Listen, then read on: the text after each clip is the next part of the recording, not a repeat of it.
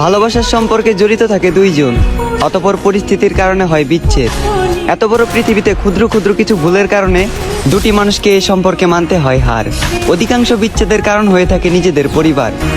ভালোবাসার সম্পর্কে শুধু ভালোবাসা মিশে থাকে না, এই সম্পর্কে মিশে থাকে অভিনয়, ছলনা করা হয় নিখুঁত।